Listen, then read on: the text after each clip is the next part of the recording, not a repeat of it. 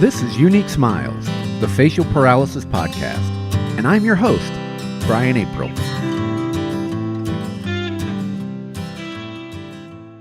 Let's continue our conversation with Faye Wachs and her research on the facial paralysis and the social and professional impact of facial paralysis. And Faye, we talked a little bit about the study previously. Just kind of go over again real briefly how you get into the study and what are some of the things that you started to find with it.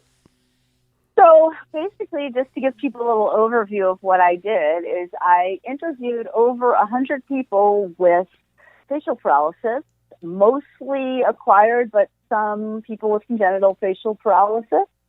I also talked to physical therapists, occupational therapists, and some surgeons and doctors, and I talked to some parents, grandparents, siblings, and partners, just to get a little bit of context on what people were going through. It was what we call a snowball sample, meaning that there is no master list out there anywhere of people with facial paralysis. And even if there were, there's probably HIPAA rules that would prevent doctors from giving that list out anyway to random people. So I constructed the list by going to different organizations that treat the different kinds of conditions that are likely to get facial paralysis. I went to, the Acoustic Neuroma Foundation, Bell's Palsy, the Charles Bell Society, Ramsey Hunt support groups, things like that, and just sort of asked anyone who was willing to talk to me. The interviews are usually about 1 to 3 hours, depending on the person. I think a few were maybe a little bit shorter. Some people are rather taciturn, and some people are very loquacious, so a few were very long. But the average one was, I think, something like 83 minutes. I've calculated an average at some point. And so based on that, the interviews have all been transcribed, and I've analyzed most of them, still doing a little analysis, and now I'm taking a look at what the data is showing me. So your original question is, what am I finding, which is very, very interesting. And so one of the things, so for people with acquired facial paralysis, one of the things we really see is this sort of having to transition from seeing yourself as, we're all normal people or we're all not normal, either way, but to see yourself as maybe a healthy person to seeing yourself as maybe a person who has a challenge. Some people rearticulated this as a disability. Some people preferred not to see it as a disability. That's going to be a discussion in one of the chapters in depth as to who sees it as a disability and what it means to see it as a disability versus to see it as, something else, some other kind of challenge. A lot of people called it a social disability or a communication disability, as opposed to just the standard, just using the blanket term disability. But it's sort of that reshaping of identity for people with acquired facial paralysis of, who am I now? How am I different? Am I the same person? Do I want to be the same person? How has this impacted me? How has it affected me? And there's really a big shift in identity, and people really have to go through this identity adjustment process for the acquired people. For the congenital people, right, they live with this their whole life. And for them, embracing the disability identity was much more common, because it gave you a larger community early on to connect with, of people who faced challenges similar to you as you grew up, versus, the people with acquired who sort of struggle with this idea of moving from one category into another category that is, to be frank, our society is not kind to people with disabilities, or when we are kind to people with disabilities, it's in a very paternalistic way that takes away the agency of the person viewed as disabled. So that sort of shift for people was extremely difficult to come to terms with. That totally makes sense. Yeah, but what was also interesting for me is, one of the things I just happen to teach is I teach a lot of classes on otherness and difference. So I teach things like gender and sexuality. I teach race relations. Things like that. And what was fascinating to me was how similar the language of otherness is, regardless of what other category you're in, and how similar of course, there's a unique history to every category of identity. There's a unique history and struggle to, race versus sexuality versus gender, right? All of those have very unique histories, very unique struggles. But what the Black feminist scholars give us with intersectionality is that all of us have these identities that are made up of all these different things, right? So I'm a white cisgendered woman now with something that might be viewed as a visible disability, right? And so I'm always having to go through the world with these things. And just like, maybe an African American woman has a different set of challenges, but as women, there's some overlap. Mm-hmm. Or as a person with a disability, there's some overlap. And what was so interesting to me was how, whether it's race, whether it's gender, whether it's sexuality, there's certain areas or facets of identity or ways people look at identity or struggles about identity that were very similar. So sort of, a lot of people talked about passing versus not passing. Could I pass as someone without facial paralysis versus, you're someone who can pass. You're not really a facial paralysis person versus this other person who is very noticeable. They could never, quote unquote, pass. And I was like, wow, I've read a lot of literature on race. It sort of talks about the same stuff of this in community, out community, who's really affected, who could pass, right? And so you see all these really interesting parallels, and then you sort of start to step back and take this sort of broader look at how does just otherness or being viewed as the other impact people's lives, and what are things we can do to be more inclusive in lots of different ways that could make it just easier for people who have a difference or a challenge that they're facing. That's really interesting that you brought that up. That's one of the things that I sometimes get from a personal level, like when I'll be at a group or whatever, someone will look at me and go, "Oh, I don't see it at all. You can totally, you're lucky. I don't see it on you at all." And I'm like, well, I see it clear as day, number one. And number two, it affects me with my job, with being able to emote and manipulate my face the way I need to portray certain things. So it's weird. There were some times that I felt kind of, not included in the group because people are like, oh no, it's almost like you didn't even need to be here. So that was really, really eye-opening and very interesting for me. It's funny to see that kind of came through. Yeah, that came through, and it was fascinating to hear from a large group of people, because you heard it all the way through. You heard it from the people who were like, they make me feel excluded because they keep telling me I can pass, and you heard it from the people who were very angry that they couldn't pass. And the reality is certainly I would imagine that some people were also treated very badly. And so people who were treated badly certainly carried more anger than others with them in general. So I also really saw very clearly safety in one's home. So people who came, I really wanted to just go hug some people's parents, because you would see people who were very affected and just had these great attitudes. And when you would sort of talk to them, what would really come through was the kind of home they grew up in, the kind of support they got from their families, the kind of support they got from their partners. And you really saw how much that matters to making a confident, whole, complete person. And by the same token, you saw people who came from homes where they felt unsafe, where there was significant substance abuse or state or violence issues, where they were made to feel not valued, where there was verbal abuse. Those people did not cope as well as a group. And for obvious reasons, they've been given fewer coping skills to start off with. They've been given fewer, my child is 5. What do they call it? It is TK, a bucket fill. Their buckets aren't full. So they say, when you give someone emotional support, you're filling up their bucket. And when someone has a full bucket, you can take a little bit out of that bucket and they're still going to be okay. But if someone never got their bucket filled, you take a little bit out of that bucket and they've got nothing left to sustain themselves.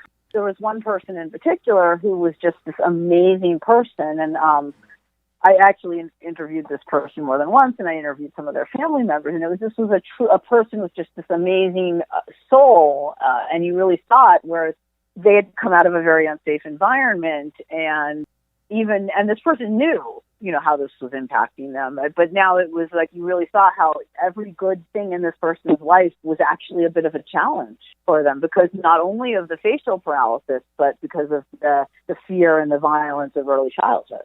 So it's like we could be doing a lot better for everyone. Absolutely. One of the things that I was curious is, did you find that there were a lot of men that were forthcoming, or?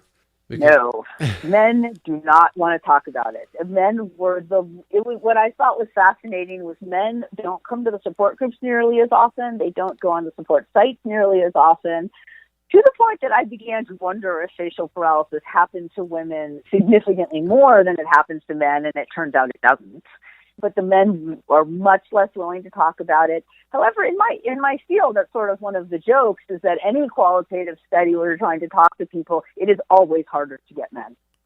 So I've even done studies on sports, and it's even harder to get men talking about sports than it is to get women talking about their own experiences with sports, as crazy as that sounds.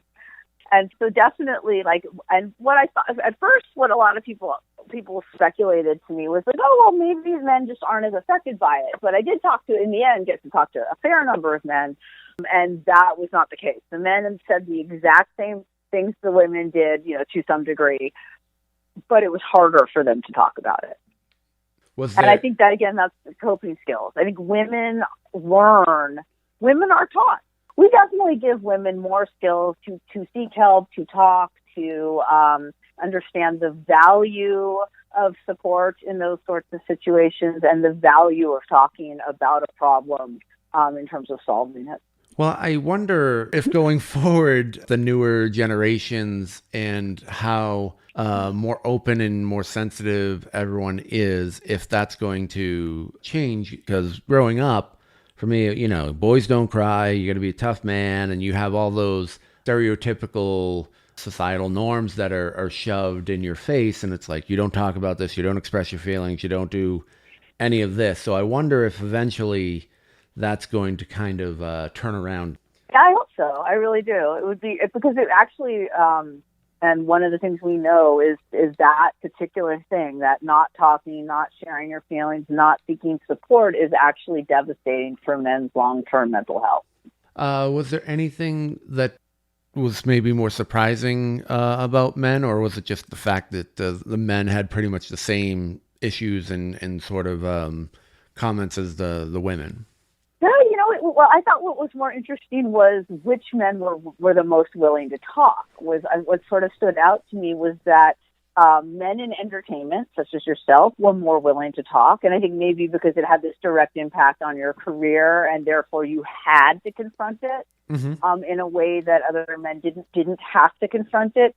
So I noticed that within my sample of men, I very much oversampled men who were performers or entertainers, or in their job stood up in front of people, maybe even if they were, say, an engineer, if a major part of their job was giving the presentations, they were far more likely to end up wanting to talk about what happened. Also, educators. And again, it's that standing up in front of people. I got a huge number of male educators among the men who talked to me, were willing to talk to me, whereas men in more blue-collar occupations were sort of the hardest or the most difficult to get into my sample to talk to me.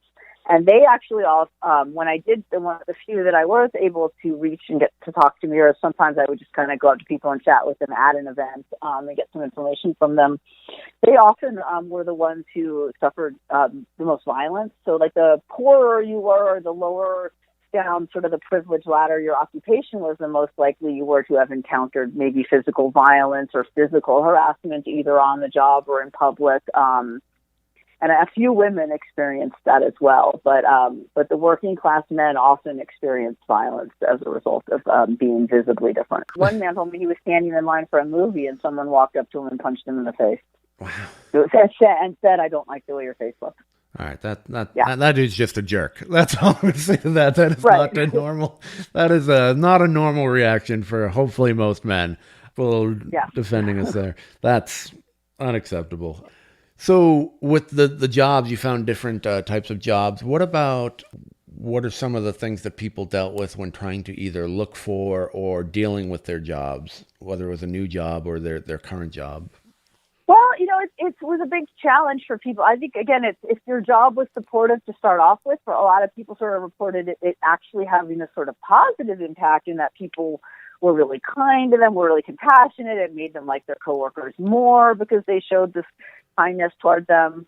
But the people who experienced discrimination, it was extremely obvious. It was extremely problematic. But you also saw the difficulty in, let's say, if you wanted to prosecute it, because it's also often, very subtle things. So it might simply all of a sudden, so a lot of people reported all of a sudden simply being excluded from the types of projects that they had generally been working on before. A lot of people saw maybe a decrease in their hours or their assigned tasks and, sort of being phased out quietly. If they were an independent contractor, they saw themselves really cut back. I remember one of the women I spoke to really stuck with me. She worked in home health care, and so she was actually working with disabled people. And she said she had a number, and she said she would always tell people up front, I have facial paralysis. If you're having trouble understanding me, just let me know, and I'll try to find another way to let you say this to you. And she said she was reported for being drunk on the job because of her quote-unquote slurred speech. She was reported for being unfriendly because she wouldn't smile. And she's like, I opened with telling them I couldn't smile, and they still reported me for being unfriendly. And then she got reported for being rude because she talked on one side of her mouth instead of in the middle. So things like that kept happening to her. And she, in her case, her employer understood the situation and was sympathetic and worked with her to get her to clients who understood her situation and would work with her. But it was also just sort of one of those very demoralizing to be getting complaints about your work that aren't really about your work, that are about, how you look. Right. And so that happened too. A lot of people talked about, it was interesting how actually compassionate the people with facial paralysis were, because a lot of people with facial paralysis were like, oh, I get it. When people look at me now, they think I'm making a mean face at them, and I'm not. So so many of them went, oh, well, I'm making them uncomfortable, so I have to compensate, which was a really interesting way of dealing with it. So a lot of people just developed compensatory strategies. A lot of people developed like verbal strategies. But again, these were the people sort of like this is for people who are higher up, who are in the power position or in a position to do some negotiation with their job, right? Then you can sort of, like a lot of people talked about, I started using a lot more verbals, or one woman talked about, like, she realized that she'd walk around at work and even walk around the neighborhood. She's like, I used to just smile at people. And she's like, all of a sudden people weren't smiling back at me, or people were giving me weird looks. And then she was an engineer, so she had some friends watch, and they were like, oh, when you smile now, it looks like a grimace. And so she went, oh, okay, but this was an engineer, so she was instrumental about it. She didn't care. It was interesting. She didn't care that her smile didn't look right. She cared that she wasn't getting the right social response. So she was like, oh, okay, well, I'll just do a friendly wave instead. So she developed like a really friendly wave. And so she would walk around work, and then she's like, now I walk around work, and instead of like smiling at my team, I give them my friendly wave, or I give them like a little salute. And like, so she just I developed another way to let people know I was saying hi and being friendly that didn't involve a smile. And, and so for me, like even for me myself, like I can do the balls of the cheek smile really well. So I do the cheek ball smile, where it's like clear I'm giving you a positive facial expression, but I'm not doing the full smile, because that's where the facial paralysis becomes much more noticeable, and I get a strange reaction. I know one of the things that you sometimes will do some online seminars about people searching for jobs and interviews and things like that. Were there any tips and tricks that you may have come across? Absolutely. I think the number one thing is confront it head on. Okay, so first of all, before you go on a job interview, practice. Practice does not mean obsessing neurotically about what you're going to wear or how badly it's going to go. Practice means going online and looking up commonly asked job interview questions and having someone ask you those questions and practice your answers. Research where you're going to be getting your job. Look at what they do. Find out what they're about. And most importantly, what I tell people is, people want to hide the facial paralysis. I say do the opposite. You're probably going to get asked a question like, what's a challenge you've overcome? What's something in your work that's hard for you? You're going to ask something about challenges. you have the world's best answer to that question. You do. Wow. Here's how I overcame facial paralysis. Let's say I were to go work at another university, go interview for another job at another university. If they were to say to me, what's the biggest challenge you'd overcome? Well, as someone who lectures for a living and constantly has to speak, dealing with visible facial paralysis, right? That's a great answer to that question. Absolutely. And you can come up with lots of ways you dealt with it that make you look resilient, hardworking, intelligent. You're also now memorable. So do you want to be the person that seemed a little weird and a little awkward and never smiled? Or do you want to be that person that interviewed who overcame that amazing challenge? You've got to think about that impression you're making, right? I mean, you're right. You can't smile. You're right. You can't give them that big $1 million smile. That is absolutely true. You can't use that as your first impression. So what are you going to do instead? Are you going to put yourself at a disadvantage right at the beginning, or are you going to turn your disadvantage into an advantage? And this is one that in a lot of jobs, you can turn it into an advantage. And they're not going to like I said, come right out and ask about it, because I don't believe they can by law. They're not going to be like, something wrong with your face. Yeah. No, it's illegal. So find a good spot to bring it up and be open and honest about it. Yeah, I mean, no one has, and you know what? If they still judge you negatively for it, then that was probably not the right job for you, and that is an office that you will never feel comfortable in. Is that the job you want? Absolutely not. And I think one of the biggest things about, and this is unique to synkinesis, if you just have facial paralysis, if you have facial paralysis without synkinesis, this is I've never heard of this impacting people. I won't say it doesn't, because maybe there is someone who it still impacts. But specifically for people with synkinesis, the miswiring disrupts communication and identity in these incredibly profound ways that are incredibly hard for people to deal with, that haven't been acknowledged or legitimated yet, either in the medical or the psychological or the social science literature. I know Jackie Deals has done some really amazing work on it, and there's a few other people who've looked at it a little bit, but that was, for the people with synkinesis, the fundamentally most profound problem or challenge was this sort of deeper miswiring, so that your brain is constantly getting tricked with wrong triggers. So like when you're communicating with someone and they look sad, your face will automatically sort of drop into a sad, commiserating expression with them. Or when they are telling you a story and they're animated and they're excited, you'll automatically respond with a smile or a more animated expression. And most of how we communicate is nonverbal in terms of like emotional state and all of that. Well, when you have synkinesis, when their face drops into sad or their face goes to happy and you start trying to mimic them, the wrong thing happens. And so you start feeling the wrong emotion. And that's like this. And the way I sort of described it to someone is that when I'm involved in communication and you're just feeling emotion, sometimes it feels like my brain is literally getting slapped with the wrong emotion that I then have to sort through and go, nope, that's just the synkinesis, disregard. And they're all just enjoying the moment.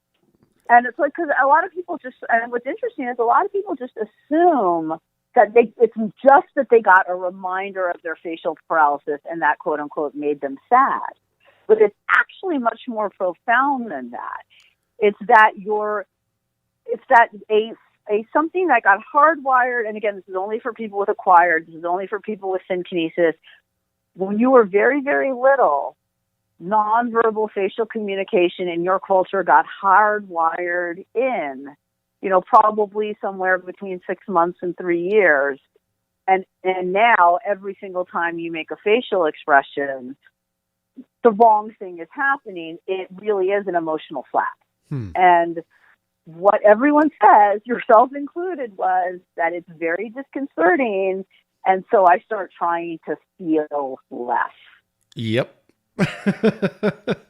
Yeah, that's kind of the definition of depression. Yeah, it was definitely a thing of, I tried not to get too high emotionally or too low emotionally, and I just tried to like not express. If I was truly happy. So maybe I wouldn't laugh as much, or maybe I wouldn't try to smile as much because I just didn't want all of that to pull and feel worse. And yeah, you do. You just kind of shut yourself down into this little depressing box. Yeah. And what people assume is it's, oh, I just don't want the reminder. I just don't want the pull.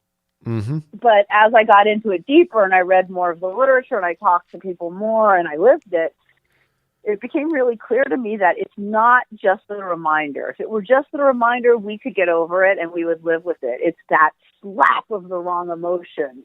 It's like literally, it's like I was trying to describe it. It's like literally like let's say you're trying to laugh and be happy, and in the middle of that, something in your brain screams, sad, sad, sad, sad, sad. I'm nodding my head in approval. I know you can't see me, but I'm absolutely, it's 1,000% true. You go to laugh and then you feel that pull and you just immediately, you're like, oh, and like, I totally understand it. So. Yeah. It's like, so what do they do? Everyone says it. So I don't want to smile. I don't want to laugh. I want to shut down. Mm-hmm. Smiling. Part of what's happened though is when part of experiencing emotion is the physical experience of it, right? There's no experience. Human beings are physical and corporeal. There is no experience of emotion without the physical. So what you're effectively doing is what you're effectively experiencing is this disruption to your ability to experience self and normal emotion. That's devastating. Yes, it is. It definitely was. Especially, I was really, really devastated for the first 4 years or so. And then I've tried to, in recent years, just kind of let it go and be what it is. But there's definitely still times when I definitely cut back and try not to do certain things. If something is important, or if I'm around people who know me, I can kind of just, be myself. But if I'm at an important thing or I'm meeting somebody for the first time, then you definitely become more guarded with that. Oh yeah, and it's also just an unpleasant thing to experience. That every time you laugh uncontrollably, your brain is screaming these wrong messages in the back of your head. Like there aren't. How did I put it to someone? I said there aren't. If you have synkinesis, you never have a moment of pure joy again. Well, one of the things, like for me personally, and I'll just get a little personal, is every time I would try to kiss my wife. My lips would, go to pucker to kiss my wife, and then all of a sudden there goes my eye, and it was brutal, and so you go, well, this is, going to affect, this is my wife that I love, and every time I do that, I'm getting this negative, like you said, getting slapped with this negative emotion. And and you're just like, oh. Yeah. And I'm actually curious that ties into what I want to talk to next is kind of how does this affect a lot of relationships, or what were some of the keys that you came in, whether you were previously in a relationship or looking for a relationship? Like, was there any things of interest that came up for people? Just the level of anxiety it provoked for people. So people who were already in a good relationship tended to make it, right? Mm-hmm. So people whose relationship was solid to start off with tended to survive. People whose relationships were shaky to start off with, this tended to, that's it, it's done. They didn't survive. And people who weren't in a relationship, it was extremely hard. It was much harder for them to go out and date afterwards. Significantly more difficult. For all of the normal reasons, it's harder to go out and date when you're getting older anyway. But then with the facial paralysis, and then on top of that, with getting those mixed emotional cues, what a lot of people said is it's just so much more work, because I'm working so hard to make this impression, and I'm having to work to control these weird emotional responses that are always wrong in my head. It's just, not fun and pleasant anymore. I'll tell you a super positive story on the other side is a couple of people it actually worked out really well for. And the people, as one person, I think, put it this way, and I thought this was so beautiful, because this person actually came in and we did the interview, and they were basically like, I lost my job, I had to declare bankruptcy, everything fell apart in my life, and I finally was like, but you're so happy. And they were like, I fell in love. And I was like, well, what happened? And they were like, and this was a kind of a party boy. And he was like, I was a party boy. I'd go to all the clubs. And I figured once I got I was really good looking. He's like, once I got the facial paralysis, I figured my party boy days are done. I'll just like hang out and talk to people. And he's like, so I was just hanging out, talking to people. And basically what ended up happening was, there was an extremely attractive person there who was getting hit on by everybody, who was getting really sick of getting hit on. And here was this guy who just wanted to talk to him and get to know him and was just friendly. And he was like, I ended up getting married to the most handsome man in the place. He's like, let me show you a picture of my husband. His husband was drop dead gorgeous. And he was like, and he said, what my husband told me was that I was the only person who talked to him about about his life, about what kind of person he was. He's like, I said, I was the first person who really tried to get to know him and wasn't just hitting on him. And he's like, so facial paralysis worked for me. It made me think I shouldn't just be hitting on people, but should talk to them. That's great. I thought that was a great story. Yeah. Yeah. One person actually came to one of our, dating workshops, and then that night she went out and met someone, and she said, I don't know if it'll work out, but they dated for several months and had a great time. Wow. Yeah, and some of the people we've talked to on the podcast have all either gone on and met people and dated and married, and it's been pretty interesting. Some of them had it, pretty early on. Well, I think the best advice comment that someone said, and I actually sort of said a variation of this myself, what I used to say is, look, if you live long enough, the looks are going to go, so you better find something else to like about yourself and your partner. And what one of the older people with facial paralysis said is when she kept saying, I don't know if I can date with facial paralysis, as her friend pulled her aside and was like, she's like, look, we're in our 50s. All of us have something wrong with us at this point. And then she's like, I thought about it, and it's true. All of us do have something wrong with us at this point. That's funny. Was there any issues as far as sex and intimacy, or did those themes come up at all, or? Oh yeah, absolutely. No, and I teach sexuality, so I'm actually far more willing to talk about sex than your average person. Or I've certainly at this point become completely comfortable. It's like if you can stand up in a room of 100 undergraduates and just talk in detail about sexuality, It was interesting. What I found was that people who were sort of uncomfortable with sex before were kind of uncomfortable with sex afterwards. People who were comfortable with sex before were just figured out a way to make it work. So like one of the big things that people bring up is kissing and, of course, oral sex were the two big issues that people would bring up. And what most people sort of found was eventually they figured out how to make it work with both. They either healed to the point that they could do both again, or they figured out how to make it work. And for a couple of people who couldn't figure out how to make the oral sex work really well again, they were just like, whatever, I've got other parts, I've got hands. If they were comfortable with it, they were just like, yeah, we figured out ways to make things work. Right. And I actually wish that people would talk about that a little bit more, because it definitely was something that really bothered people when people first got facial paralysis. Well, for people who were just getting facial paralysis, people who are new to it, that actually was one of their biggest concerns is, will I be sexually functional again? And everybody was. They might have maybe had to change a little bit how they did it, but everybody was sexually functional. We'll have to have that in one of the. We'll have to have that as a much more in-depth topic, I think, one of these days. That's a really. Yeah, I've actually thought about going back and doing a study just on sexuality and facial paralysis, just the sexuality part. That would be interesting to hear. So I guess one of the last, I think, probably main things I would imagine is just the social impact and the aspect relating to going around and being around friends and going out socially and how that impacts everything, social media, all that sort of stuff. What did you come across in your research? Well, it's sort of interesting. For the congenital people, who often had to deal with, from birth, this sort of lifetime of more difficult interactions. It was interesting because they tended to either just really figure out how to make their way and just really be out there and be comfortable with who they are. And a couple of people sort of had variations of, well, you know what, it's a really great screener. If they can't deal with my facial paralysis, then they're not the right person for me to be around. Much more so but for people with acquired facial paralysis, and again, specifically synkinesis, one of the real tragedies, again, of synkinesis is specifically the way the muscles tighten kind of mimics anxiety.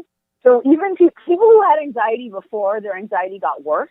And part of why their anxiety got worse was, of course, you now have this additional thing that you're dealing with. But part of why their anxiety got worse is that simply the muscles that are tight are the muscles that tighten when you feel anxious.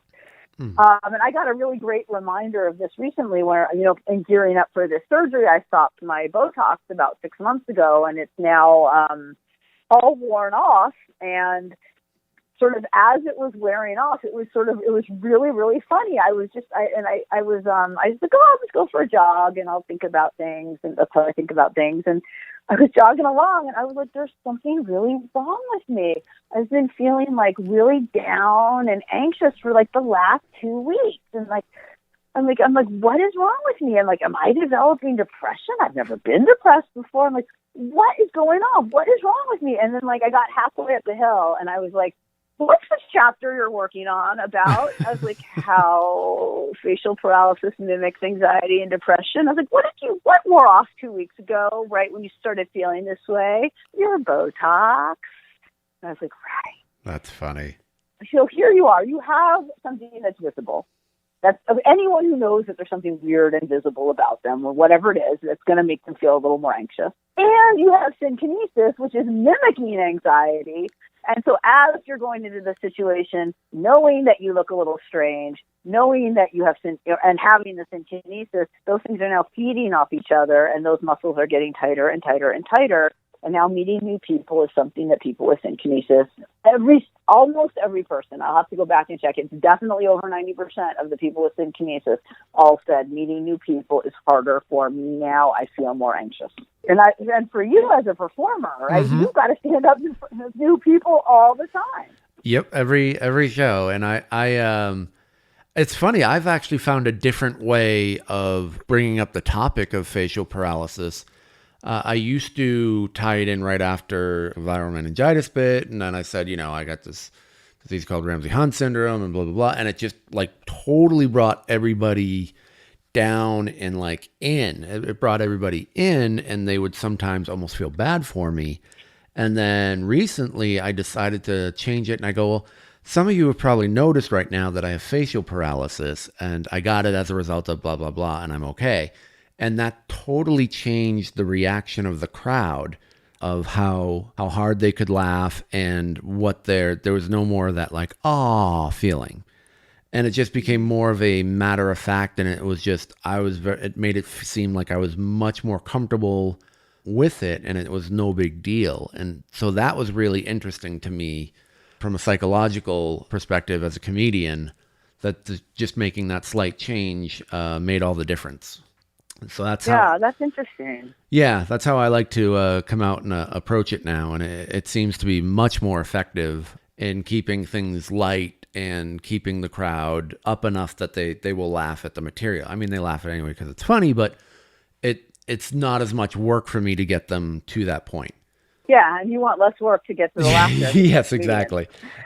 You don't want it to be going, and then have a dip in the middle, and then have to lift them out of the hole again. So. Yeah, but for your average person, it really cuts down on their enjoyment of socializing with new people. And it was interesting when you sort of point out to them that it's not just that they felt nervous, but it's just that synkinesis is uncomfortable. It almost made them it made them feel better, right? It was sort of we're really interesting. We're really quick to blame ourselves, right? And so then they would start blaming themselves for not being able to get over their anxiety and have a better time dealing with people. It was this really interesting cycle of blame. And it's no, you're actually experiencing this weird communicative problem that's happening because of your synkinesis. And it was interesting how that was sort of liberating for them. Oh, so I haven't become an angry, anxious, depressed person. And as you point out, is how the support groups, a lot of people also actually said what you said about the initial finding of the support groups is that some of the support groups are kind of a little depressing for people. And that I think that's another thing we really need to get out, that message out to people, is support groups. We need to be able to complain about the bad side, but then we also sort of need to bring it around to this, like, yeah, it's tough, but... Well, I mean, it's like that with almost you're making it. anything, whether it's if you had back issues or whatever and you're going to back form, there's very few people like, oh, no, things are much better now. Because once you're feeling better, you don't necessarily need that support. So you don't necessarily go back. And it's always just, I don't want to say always, but there's a lot of people that are just like, oh, this is miserable and this is what happened to me and I'm so depressed. And so it's sometimes hard to find positivity in some of the places where you're going for support. But the in-person support groups have been amazing, especially with the groups that we have in Southern California. And actually, a few of the Facebook support groups have been really, really positive, and there's a lot of people that stay around and are very, very encouraging. So I think it's starting to turn around a bit more now as more people are starting to become aware of it.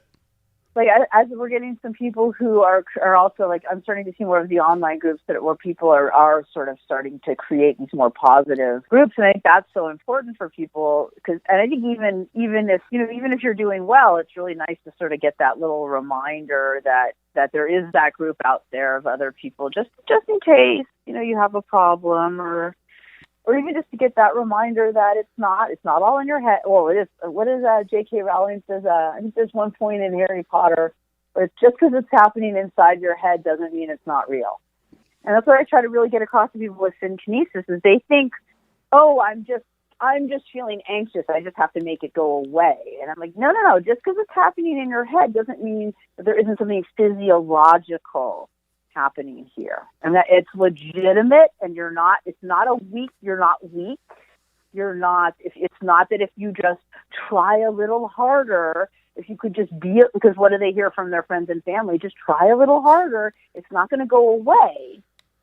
It's something you're going to have to learn to cope with in a different way. So we're going to be wrapping up in a few minutes, but a couple more questions. Was there anything that people found beneficial as a result of facial paralysis?